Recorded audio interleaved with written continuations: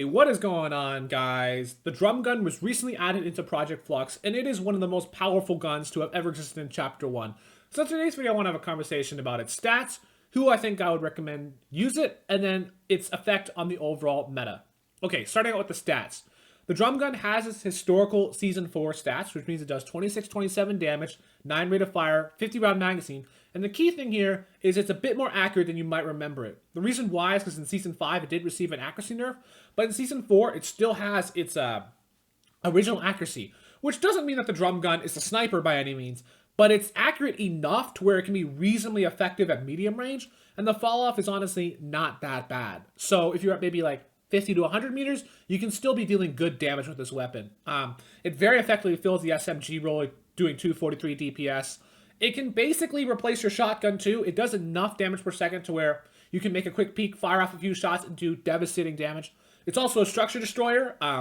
With a 50 round magazine, you have about 5.5 seconds of continuous spray. You can destroy structures very easily. And it also kind of works as an AR. Not at super long range, but at that medium range, it can replace the AR.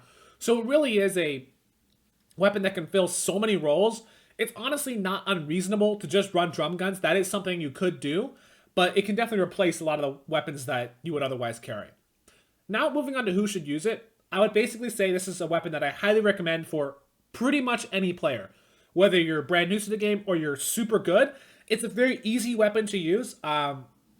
Comparing against something like the TAC SMG, I think the TAC SMG is very strong, and theoretically, in some situations, is better because it's more accurate and has a little bit more DPS. But the TAC SMG is way easier to miss your whole magazine, and it's got a short, effective spray, just under 3 seconds.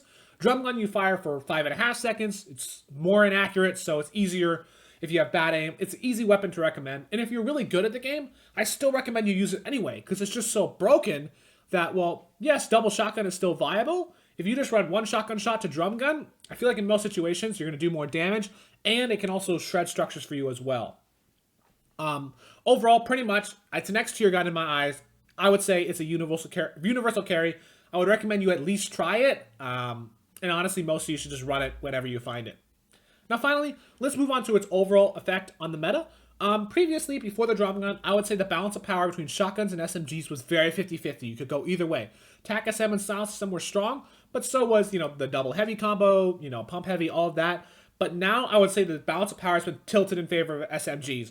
The drum gun is extremely broken, and honestly, I think it's the best gun in the game, and it now means that this is more of a spray type meta. Doesn't mean that double shotgun is not a viable combo, but if you are just a random player that I had never met, I don't know your playstyle, and you ask me, what combo would I recommend? And I don't know anything about your playstyle, I would recommend one shotgun plus drum gun at this point.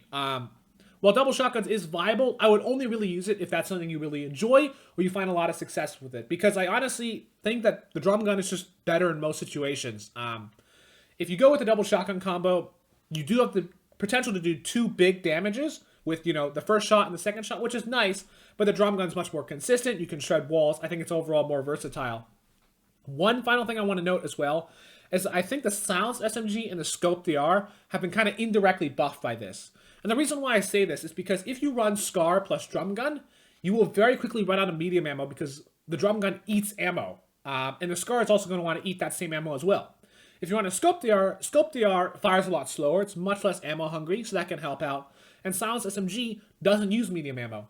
And the Silence SMG is a really, really strong AR as well. So I honestly think right now that I would say the Silence SMG is a little bit better than the Scar when you want to run the drum gun, simply because you don't have to use the same ammo, and the Silence is very effective at long range as well. So overall, I think this meta, honestly, the drum gun's a bit too broken. I wouldn't be against a slight nerf to it. I do think it's a bit ridiculous, but despite the drum gun being really strong, the TAC SMG is still competitive.